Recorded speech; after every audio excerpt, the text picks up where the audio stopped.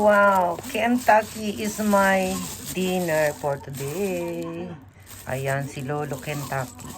Ayun, Pasko na si Lolo Kentucky. And this is the potato fry. Ayan, para sa aking estudyante yan. And this is mine.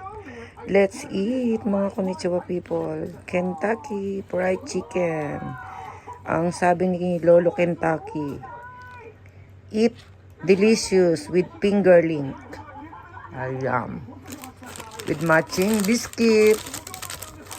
Ayan, biscuit na sausaw sa honey. Dekmas. Sarap.